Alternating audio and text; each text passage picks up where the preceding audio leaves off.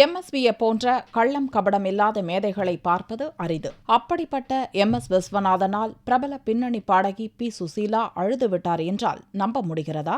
100, 1000, 10,000 என்ற பாடல்களுக்கு இசை அமைத்தாலும் அதில் ஒரு ஸ்ருதி கூட குறையக்கூடாது என்பதில் எம்எஸ்வி மிக கெட்டியாக இருப்பவர். மெட்டமைக்கும் போது தனனா தந்தானா என்று இசை கோர்க்கும் எம்எஸ்வி பாடலுக்குரிய மெட்டு அமைந்த பிறகு அதை 100 தடவையாவது பாடிவிடுவாராம். தயாரிப்பாளர்களிடம் அதை தொடர்ந்து இயக்குனர், நடிகர்கள், முக்கியஸ்தர்கள் என்று எல்லோரிடமும் பாடி காட்டி ஒப்புதல் பெற்றுதான் ரெக்கார்டிங்குக்கு செல்வாராம். அதற்கு பிறகும் பாடகருக்கு பாடி காண்பித்து ஒலிப்பதிவு செய்வார். இப்படி பலமுறை பாடி பாடி அந்த பாடலை வேறொரு தூரத்துக்கு உயர்த்தி விடுவார் எம்எஸ்வி. இப்படித்தான் ரெக்கார்டிங்கின் போது பாடகி சுசீலாவுக்கு பாடி காண்பித்து திருப்பி பாட வைத்து கேட்டுக்கொண்டிருந்தார் எம்எஸ்வி. திடீரென்று கண்ணீருடன் வெளியேறினார் சுசீலா.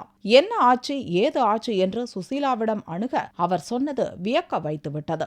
அண்ணா விஸ்வநாதன் பாடுறது போல என்னால பாட முடியல, அவர் பாடினதை திருப்பி பாட முடியலையேங்கிற ஆதங்கத்துல கண்ணீர் வந்துடுச்சு என்றாராம் சுசீலா.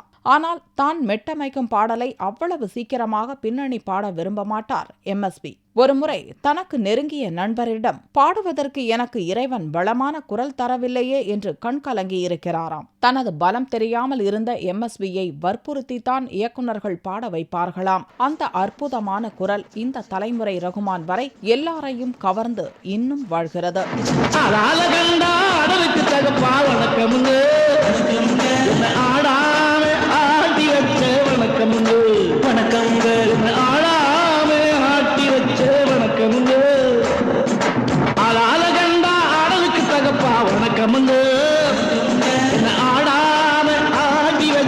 வணக்கம்